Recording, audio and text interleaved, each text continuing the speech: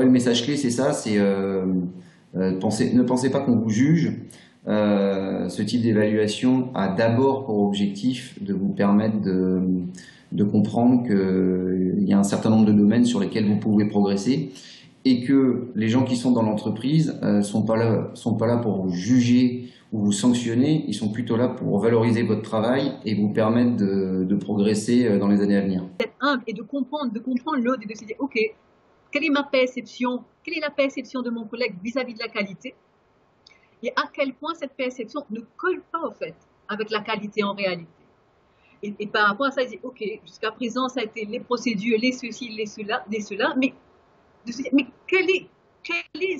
pourquoi est-ce que c'est justifié ou alors est-ce qu'on a rempli des fiches juste parce qu'il fallait remplir des fiches par rapport aux audits? Non, il faut mettre dans tout ce que nous faisons la raison, la vraie raison derrière et la valeur ajoutée derrière. Miser sur le dialogue social, donc dialogue social avec les représentants du personnel, avec la direction, avec les collaborateurs, afin de mettre en place des dispositifs qui soient vraiment adaptés aux souhaits et aux attentes de ces trois parties prenantes.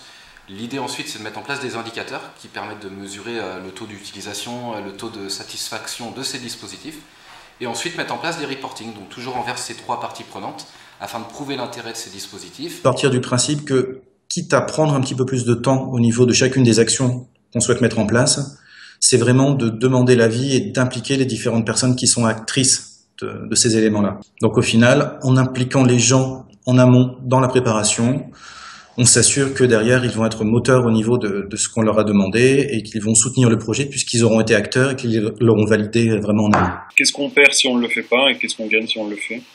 Je pense que ça, c'est la question à poser en fait aux différents collaborateurs. Qu'est-ce qu'on gagne? C'est déjà en fait une reconnaissance sur le fait que voilà, gérer une entreprise de certification vous certifie. Et gérer en clientèle ou gérer vis-à-vis en fait des salariés que vous recrutez, ça a un impact aussi.